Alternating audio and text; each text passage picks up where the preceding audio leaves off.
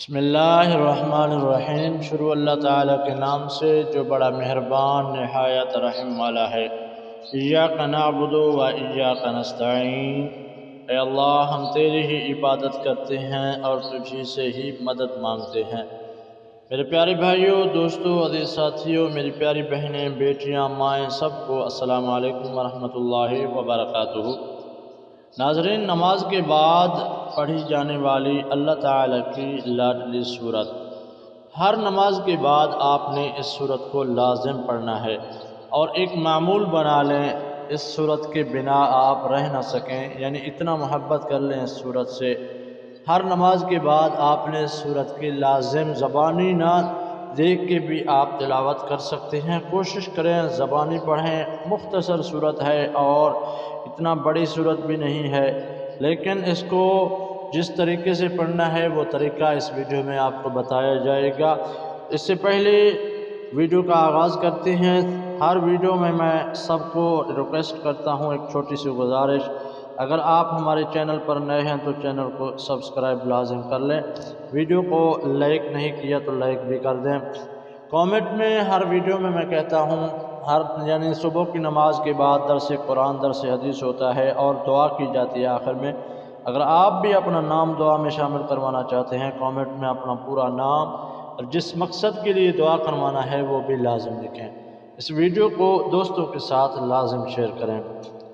آج کا جو ہم آپ کو سورت بتائیں گے وہ آپ نے ہر نماز کے بعد پڑھنا ہے۔ نماز کی پابندی کرنی ہے۔ نماز کی پابندی کریں گے تو اس سورت کو آپ پڑھ سکیں گے۔ اگر نماز کی نہیں پابندی کر سکتے تو پھر نہیں پڑھ سکتے۔ نماز کی پابندی کرنی ہے، یعنی آپ نے نماز فجر ادا کیا یا نماز ظہر، یعنی ہر نماز کے بعد آپ نماز مکمل پڑھیں۔ نماز فرض ادا کرنے کے فوراً بعد آپ نے اس سورت کو پڑھنا ہے۔ آپ نے نماز ظہر ادا کیا یا نماز فجر، نماز فجر کا ہی آپ کو طریقہ سمجھا دوں۔ نماز فجر آپ نے سنتے ادا کی، اس کے بعد فرض نماز کوشش کریں جماعت کے ساتھ ہو جائے، نماز جماعت کے ساتھ پڑھ لیا، اور اس کے بعد آپ نے سب سے پہلے درود ابراہیمی پڑھ لینا ہے۔ درود ابراہیمی پڑھنے کے فوراً بعد آپ نے 100 مرتبہ استغفار کی تسبیح بھی پڑھنی ہے۔ 100 مرتبہ استغفار کی تسبیح پڑھنے کے فوراً بعد اب آتے ہیں اس سورت کی طرف۔ سب سے پہلے آپ نے اس سورت کی تلاوت کوشش کریں زبانی کریں، کیونکہ زبانی پڑھنے سے زیادہ ثواب ملے گا۔ آپ نے سب سے پہلے سورۃ الفلق پڑھنا ہے۔ قل اعوذ برب الفلق من شر ما خلق ومن شر غاسق اذا وقب ومن شر النفاثات فی العقد ومن شر حاسد اذا حسد۔ اور دوسری سورت ہے سورۃ الناس، آخری سورت۔ قل اعوذ برب الناس ملک الناس الہ الناس من شر الوسواس الخناس الذی یوسوس فی صدور الناس من الجنۃ والناس۔ اس سورت کو آپ نے 3 مرتبہ پڑھنا ہے، یعنی سورۃ الفلق کو بھی 3 مرتبہ اور سورۃ الناس کو بھی، اور اس کے بعد آپ نے 7 مرتبہ آیت الکرسی کو پڑھنا ہے۔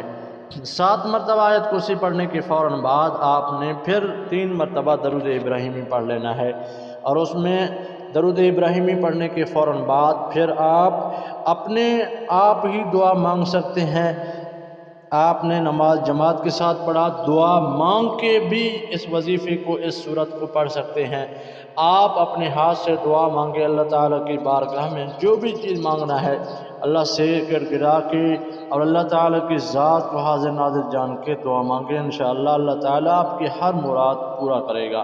اللہ تعالیٰ سے دعا ہے اللہ تعالیٰ ہم سب کو اپنے حفظ و امان میں رکھے، آمین۔